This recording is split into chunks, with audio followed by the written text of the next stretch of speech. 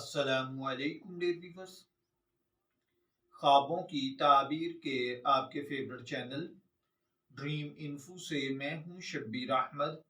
ہمارا آج کا ٹاپک ہے خواب میں بوڑھا یا کسی بوڑھیا کو دیکھنا۔ اگر کسی بھائی بہن نے خواب میں کسی بوڑھی عورت کو دیکھا ہے تو اس کا مطلب ہے کہ خواب دیکھنے والا دنیا کے مال و متاع کے پیچھے بھاگے گا۔ خواب میں کوئی موٹا بوڑھا مسلمان آدمی دیکھنا جس نے خوبصورت کپڑے پہنے ہوں، مال حلال کمانا ہے۔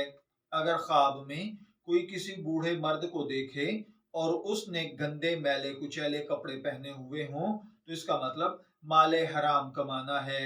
خواب میں کسی خوبصورت اچھے کپڑوں والے بوڑھے کو دیکھنا اس جہان اور اس جہان کی دولتیں نعمتیں پانا ہے۔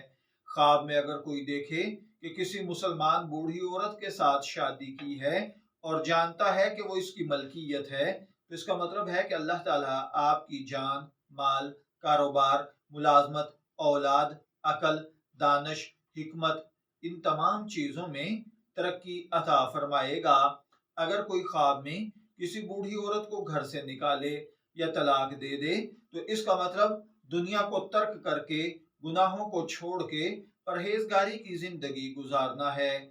اگر کوئی شخص خواب دیکھے کہ اس نے کسی موٹی بوڑھی عورت کے ساتھ مباشرت کی ہے تو اس کا مطلب ہے کہ خواب دیکھنے والا دنیاوی مرادیں پائے گا۔